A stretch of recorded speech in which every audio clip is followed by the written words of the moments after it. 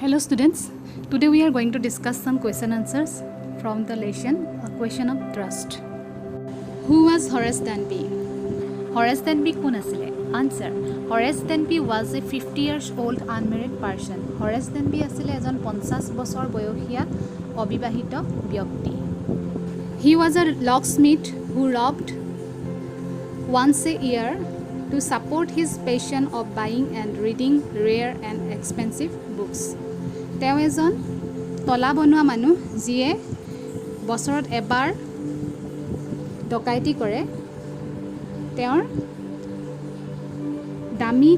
দামী আৰু দুষ্প্ৰাপ্য কিতাপবোৰ কিনাৰ আৰু পঢ়াৰ চখ পূৰাবৰ বাবে. What does Horace Denby like to collect? Horace Denby কি সংগ্ৰহ কৰিবলৈ ভাল পায়? Answer. Horace Denby likes to collect rare and expensive books. Horace Denby দুষ্প্ৰাপ্য আৰু দামী কিতাপবিলাক কিনিবলৈ ভাল পায়. Question number 3. Why does he steal every year? প্ৰত্যেক বছৰে তেওঁ কিয় চুৰ কৰে? Answer. He steals every year so that he can buy some rare and expensive books. তেওঁ প্ৰত্যেক বছৰে চুৰ কৰে যাতে তেওঁ কেইখনমান দুষ্প্ৰাপ্য আৰু দামী কিতাপ কিনিব পাৰে. Question number 4. Horace Denby was a meticulous planner but still he faltered. Horace Denby এজন খুব পুংখানুপুংখভাৱে আঁচনি প্ৰস্তুত কৰা ব্যক্তি আছিলে, তথাপিতো তেওঁৰ ভুল হৈছিলে বা উজুটি খাইছিলে. Where did he go wrong and why? কোনখিনিত তেওঁৰ ভুল হৈছিলে আৰু কিয় হৈছিলে? Answer. Horace Denby was a meticulous planner. Horace Denby আছিলে এজন নিখুঁতভাৱে আঁচনি প্ৰস্তুত কৰা বা পৰিকল্পনা কৰা এজন ব্যক্তি. He collected the map of the house. তেওঁ ঘৰটোৰ মেপ সংগ্ৰহ কৰিছিলে. ইটছ ৱায়াৰিং, ইয়াৰ ক'ত কেনেকৈ ৱায়াৰিংবিলাক আছে, burglar alarm, location of the safe. Burglar alarm মানে চোৰ সোমালে সংকেত ধ্বনি বাজি উঠে, এনেকুৱা ধৰণৰ এলাৰ্ম থাকে মানুহৰ ঘৰত. সেই বাৰ্গলাৰ এলাৰ্মবিলাকৰ ৱায়াৰবিলাক ক'ত কেনেকৈ আছে সেইখিনিও তেওঁ চাইছিলে, জানি লৈছিলে আগতীয়াকৈ. লোকেশ্যন অফ দ্য ছেফ বা সেই চন্দুকটো ক'ত আছিলে. Family is going to London, যে তেওঁৰ সেই ঘৰটোৰ ফেমিলি মেম্বাৰ্ছখিনি লণ্ডনলৈ গ'ল. And even the actual name of the dog, আৰু সেই কুকুৰটোৰ প্ৰকৃত নামটোও কিন্তু হৰেছ ডেনবিয়ে জানিছিলে বা সংগ্ৰহ কৰি লৈছিলে.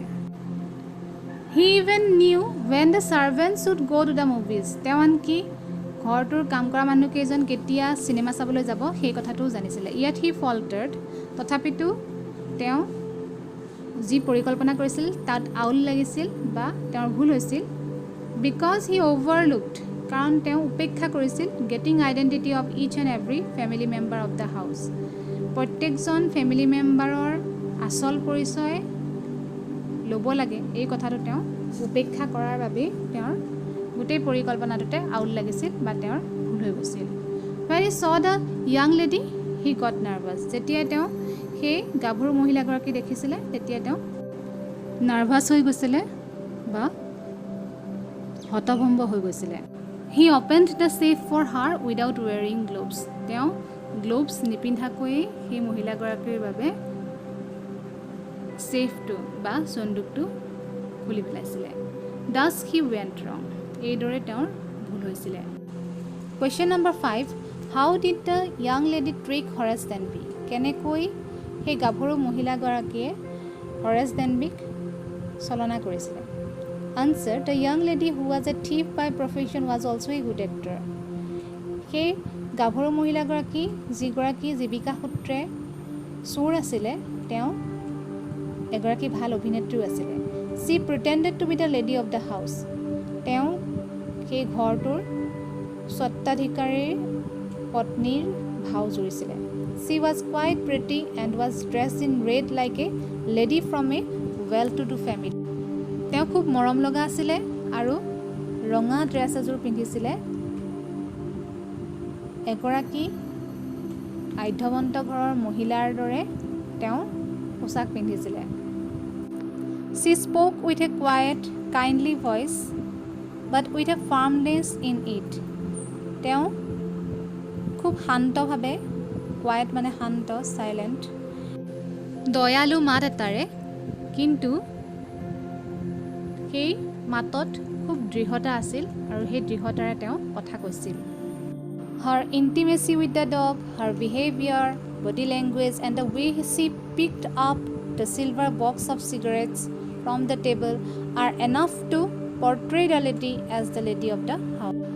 তেওঁৰ কুকুৰটোৰ লগত ঘনিষ্ঠতা, তেওঁৰ যি আচৰণ বা তেওঁৰ যি কথা কোৱা বা থকাৰ ভংগীমা আৰু যি ধৰণে তেওঁ চিলভাৰ বক্সটোৰ পৰা চিগাৰেট উলিয়াই লৈছিলে, যিটো চিলভাৰ বক্স টেবুলত আছিলে, এই সকলোবোৰ কথাই তেওঁ সেই ঘৰটোৰ স্বত্বাধিকাৰী মহিলা বুলি চিনাকি দি দিছিলে।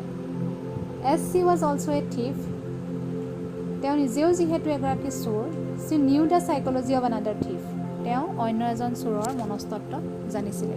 So she could easily trick Horace, আৰু সেইকাৰণে তেওঁ হৰেছক খুব সহজতে ঠগিব পাৰিছিলে বা চলনা কৰিব পাৰিছিলে। So this much for today. Thank you.